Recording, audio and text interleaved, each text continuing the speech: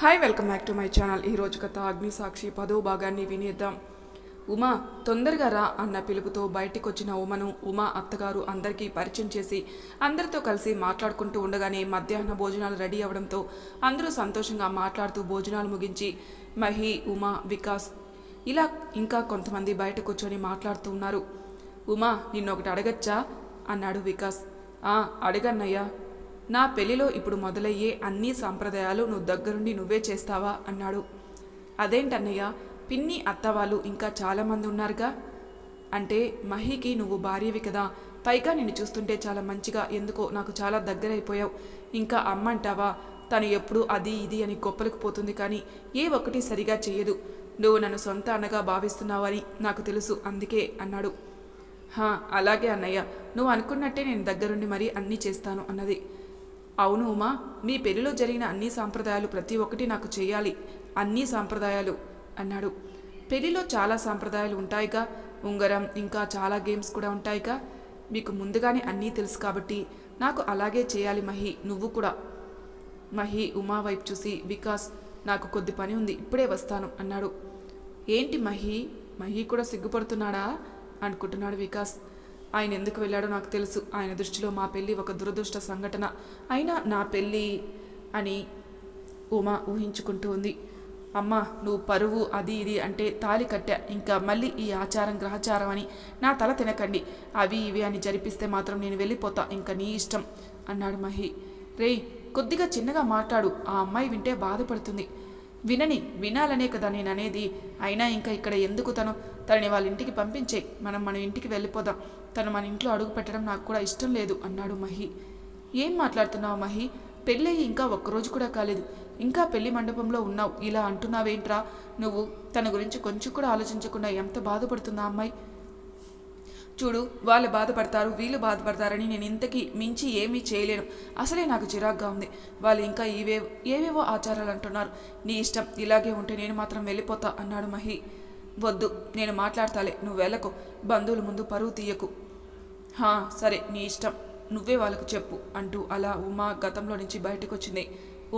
ఉమా, మీ పెళ్లి గురించి తలుచుకుంటున్నావా ఏంటి? ముందు నా పెళ్లి గురించి చూడు, మళ్ళీ నీ డ్రీమ్స్లోకి వెళ్దూ గాని అన్నాడు వికాస్. ఉమా నవ్వుతూ సిగ్గుపడుతూ ఉంది. అలా సాయంత్రం వికాస్ని పెళ్ళికొడుకుని చేసి అందరూ పెళ్లి మండపానికి వెళ్తున్నారు. అత్తయ్య, పదండి వెళ్దాం. ఎలా నవ్వుతున్నావు ఉమా నువ్వు? ఏమైంది అత్తయ్య? ఏమైందా? తను ఇంతలా అవమానిస్తూ ఉంటే? అంటే వికాస్ అన్నయ్య తన పెళ్లిలో అన్ని సాంప్రదాయాలు నన్ను దగ్గరుండి చూసుకోమన్నాడు, అందుకే. కానీ ఆ తులసి ప్రతిసారి నిన్ను కాదని అందరినీ పిలుస్తూ నిన్ను పట్టించుకోకుండా అన్నీ చేస్తుంటే నువ్వు మాత్రం నవ్వుతూ ఎలా ఉన్నావు? బాధ కాలేదా? ఉన్నా నేను బాధపడతానని ఇలా అంటున్నావా? అదేం లేదత్తయ్య, వదిలేయండి, పదండి వెళ్దాం. ఇదిగో అమ్మాయి. పిన్ని చెప్పండి. నువ్వు, మహి, ఇంకా కొంతమంది తర్వాత వెళ్దురులేండి, మన కోసం కారు వస్తుంది. అదేంటి, ఉమా ఎందుకు? తను నాతో పాటు వస్తుందిలే అన్నది. అది కాదు వదిన, ముందు అందరూ వెళితే ఎలా, తర్వాత వెళ్ళొచ్చులే. అయితే నేను కూడా ఉంటానులే, కలిసి వెళ్దాం అన్నది. అన్నయ్య అంతసేపు వెయిట్ చేయలేడుగా, అందుకే మీరు వెళ్ళండి, అక్కడ అన్నయ్యకి రూమ్ ఉంది, నువ్వు అన్నయ్య అందులో ఉండండి, మేము వస్తాం అన్నది తులసి. ఉమా, నువ్వు నాతో రా. వదిన తన తర్వాత వస్తుందిలే, నువ్వెళ్ళు. వదిన నువ్వెళ్ళు. నేను వెళ్ళను, మళ్ళీ అందరం కలిసే వెళ్దాంలే అన్నది. అబ్బా వదిన, నీ కోడల్ని నేనేం చేయనులే, ఈవిడ ఇలా చెప్తే వింటుందా? రేయ్ మహి. ఏంటత్తయ్యా? చూడు, ఉమా, నువ్వు నేను కొంతమంది తర్వాత వస్తామంటే మీ అమ్మ వెళ్ళడం లేదు, అన్నయ్యకి హెల్త్ బాగోలేదని వెళ్ళమంటే వెళ్ళడం లేదు అన్నది. అమ్మా నువ్వు వెళ్ళమ్మా, మేము వస్తాంలే, అయినా ఇక్కడ కొన్ని పనులున్నాయి, ఈ వస్తువులన్నీ లోపల పెట్టి మేము వస్తాం, నువ్వు వెళ్ళు అన్నాడు మహి. అది కాదురా, ఉమా నాతో వస్తుందిలే, నువ్వు వెళ్ళమ్మా. అయినా ఎందుకు నువ్వు ఇలా చేస్తున్నావు? ఈ తులసి తనను ఇక్కడ ఉండమనిందంటే ఏదో ఒకటి చేసి తనని బాధ పెట్టాలి, నీకెలా చెప్పాలిరా? సరే ఉమా, జాగ్రత్త నువ్వు అన్నది. మీరు వెళ్ళండి అత్తయ్య, మేము వస్తాంగా. నువ్వు జాగ్రత్త ఉమా. అమ్మాయి, నువ్వు ఇక్కడే ఉండి ఇవి చూడు. అలాగే అండి. అత్తయ్య పదండి, అన్నీ అయిపోయాయి, ఇంకా మండపం దగ్గరికి వెళ్దాం, అందరూ వెయిట్ చేస్తూ ఉంటారు మన కోసం, కారు కూడా వస్తూ ఉంటుంది. మహి ఏడుస్తూ, ఏంటత్తయ్య అంత కంగారు? అది అది పెళ్లి కూతురు కోసం అని తెచ్చిన నెక్లెస్ కనపడలేదురా. నాకు చాలా భయంగా ఉంది మహి. దాన్ని రేపు పెళ్లిలో వేయాలి, మీ మామయ్య తెచ్చాడ్రా అంటూ వెతుకుతూ ఉంది తులసి. అవునా, ఇక్కడే ఉంటుంది, మీరు కంగారు పడకండి, పదండి వెతుకుదాం. ఉమా నువ్వు కూడా రా అన్నాడు మహి. అలాగే అండి అన్నది ఉమా. ఏంటి మహి, నా గదంతా వెతికినా కనపడలేదు. అత్తయ్య, మనం అన్ని గదులు చెక్ చేద్దాం, ఎక్కడైనా పడిపోయిందేమో. ముందు వికాస్ గది చూద్దాం పదా. ఉమా నువ్వు ఈ కింద గదిలో వెతుకు. ఉమా సరే అన్నది. పదండి అత్తయ్య చూద్దాం. ఏంటి మహి, అంతా వెతికినా దొరకలేదు. ఈ హ్యాండ్ బ్యాగ్ ఎవరిది ఇక్కడుంది? ఇటు ఇవ్వండి అత్త, నేను చూస్తాను. దానిలో కూడా ఇది ఉమ్మది కదా. అత్తకు తెలియదు అనుకుంటా. ఏంటి ఆలోచిస్తున్నావు మహి? ఏం లేదులే అత్త. అలా చూస్తే కాదు, అన్నీ బెడ్పై పడేసి చూడు. అలాగే అత్త అన్నాడు మహి ఆ నెక్లెస్. అదే మహి అంటే ఉమా. మహి ఇంకా వదిలే, పద మనం వెళ్దాం. నెక్లెస్ దొరికిందిగా, పద, తనని అడగకు, బాగుండదు. నువ్వు ఉండత్తా ఉమా అంటూ కోపంగా పిలిచాడు. నువ్వు ఇంత పని చేస్తావు అనుకోలేదు. ఉమా ఉమా అరుపులు వినడంతో పక్క గదిలో వెతుకుతున్న ఉమా బహుశా నెక్లెస్ దొరికినట్టుంది అనుకుంటూ ఏంటండి అన్నది. నిన్ను అంటూ చెయ్యి ఎత్తబోయాడు కొట్టేదానికి. మహి ఏంట్రా నువ్వు తనపై చేయి చేసుకోవడం? అత్తయ్య మీరుండండి, నీకసలు ఏంటి అండి? ఏమైందండి? ఏమైందా? నెక్లెస్ దొంగతనం చేసి బ్యాగ్లో పెట్టుకోవడం ఏం తెలియనట్టు ఎంత నాటకం ఆడుతున్నావు? అసలు నువ్వు ఇలాంటి దానివని తెలుసుకోలేకపోయాను. నీకేమన్నా కావాలంటే నన్ను అడగాల్సింది కదా, ఇలా దొంగతనం చేయడం ఎందుకే? మహి అది నేను. నోర్మి, ఇంకా ఏం చెప్తావు? నాకేం తెలీదు, నేను అసలు తీయలేదు అని చెప్తావా? అది నీ బ్యాగ్లో ఉంటే నిన్ను వెళ్ళిపో ఇక్కడి నుండి ముందు అంటూ కోపంగా తిడతాడు. రే మహి ఏంట్రా నువ్వు? దీనికి ఇలానే జరగాలి, ఇంకో 2 కొట్టింటే సరిపోయేది అని మనసులో అనుకుంటూ. అలా కొట్టేసావే, నీకు బుద్ధుందా అసలు? పర్వాలేదులే, దొరికిందిగా ఇప్పుడు అమ్మాయి నువ్వు నన్ను అడిగావంటే ఇలాంటిదే నీకు ఇచ్చేదాన్ని కదా అమ్మాయి. నువ్వు మా మహి భార్యవి, నాకు కూతురు లాంటివి దానివి. నువ్వు ఇలా చేస్తావని అస్సలు అనుకోలేదే. చూడత్తయ్య ఎలా బాధపడుతుందో.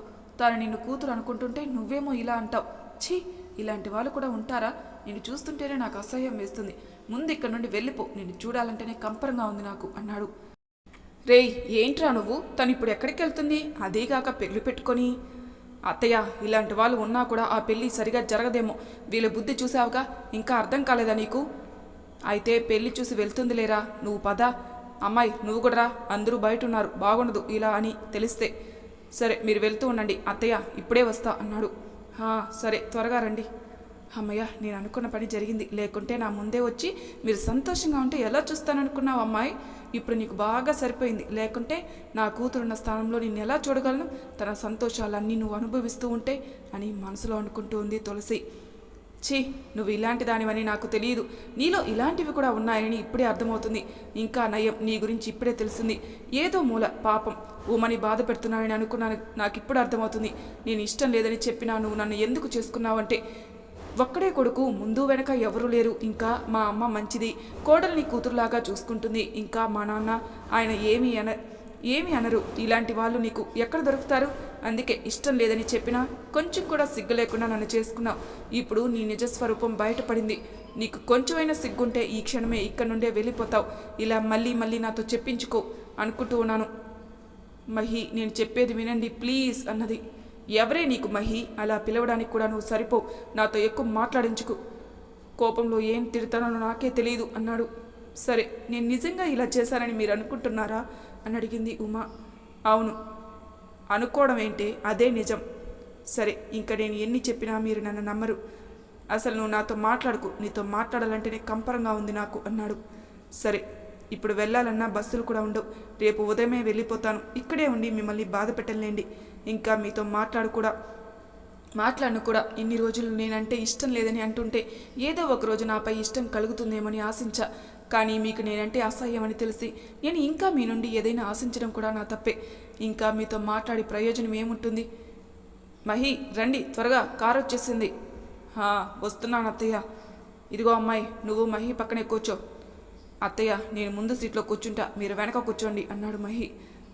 అలాగే, నువ్వు వెళ్ళి కూర్చో. పదండి, అందరూ వచ్చారుగా. చూసావుగా అమ్మాయి, వాడు నీ పక్కన కూర్చోవడానికి కూడా ఇష్టపడట్లేదు. అది నేనంటే నాకు తెలుసు. వాడికి అబద్ధాలు దొంగతనాలు అంటే ఇష్టం ఉండవు. అందుకే ఇలా చేశా.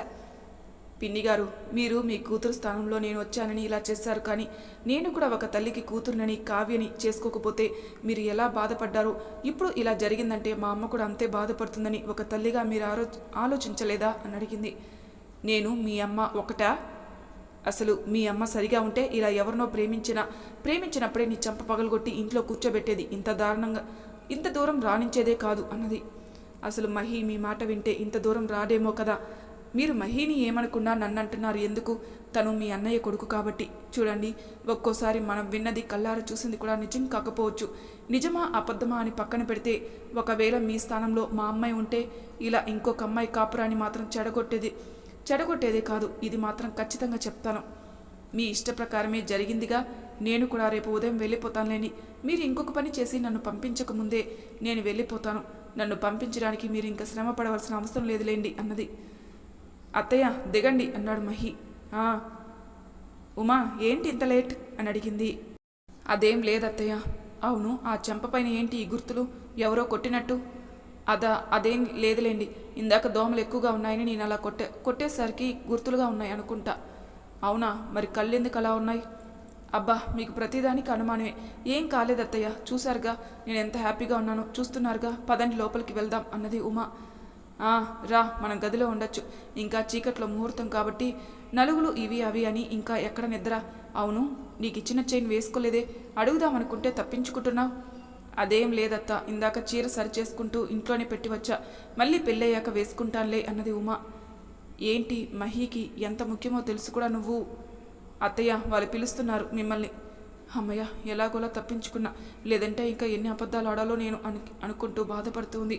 నేను ఉదయం ఎవరికీ తెలియకుండా వెళ్ళిపోవాలి, కానీ నా బ్యాగ్ అన్నీ ఆ ఇంట్లోనే ఉన్నాయి. ఎలా అయినా నేను ఇక్కడ ఉండకూడదని కదా ఇదంతా చేసిన ఆవిడ ఇంటి తాళం చెవి ఇవ్వదా ఏంటి అని అనుకుంటూ అలా అన్ని సాంప్రదాయాల నడుమ అందరి సమక్షంలో వికాస్ పెళ్లి సంతోషంగా జరిగింది. అందరూ సంతోషంగా ఉన్నారు, ఒక్కరు తప్ప. ఎలాగో పెళ్లి కూడా అయిపోయింది. ఇంకా నేను వెళ్ళిపోతాను. ఇక్కడే ఉంటే ఫోటోలు అవి ఇవి అంటే మళ్ళీ ఆయన ఇబ్బంది పడడం ఎందుకు? టైం 4 అవుతుంది. ఇంటికి వెళ్ళి అక్కడ కొద్దిసేపు ఉండి 5 గంటలకి బయలుదేరుతాను. అమ్మ దగ్గరికి వెళ్తాను. అదే కరెక్ట్. వెళ్ళి తాళం తీసుకొని నా బట్టలన్నీ తీసుకొని వెళ్ళిపోతాను. మహి ఏంటి? నీకు చెప్పానుగా నాతో మాట్లాడొద్దని. మళ్ళీ ఎందుకు పిలుస్తావు? నీకు సిగ్గనేది ఉందా అసలు అన్నాడు. నేను వెళ్ళిపోతున్నాను మహి. ఇంకా మళ్ళీ నీ జీవితంలోకి రాను. మా అమ్మ దగ్గరికే వెళ్తున్నాను. అదే మీకు చెబుదామని పిలిచా, అంతే. ఇంకా మీరు సంతోషంగా ఉండండి. టైంకి భోజనం చేయండి. ఇంకా నా నుండి మీకు ఏ ఇబ్బంది ఉండదు, సరేనా? కొంచెం పిన్ని గారిని తాళం చెవి అడిగిస్తారా? నా బట్టలన్నీ అక్కడే ఉన్నాయి. మళ్ళీ వాటి కోసం వచ్చి నేను మిమ్మల్ని ఇబ్బంది పెట్టలేను అన్నది. ఇదేంటి, నిజంగా వెళ్ళిపోతుందా? ఒకవేళ వెళ్ళిపోతే అమ్మకేం చెప్పాలి నేను? మహేశ్వర్ గారు వెళ్ళి కీ తీసుకుని వస్తే.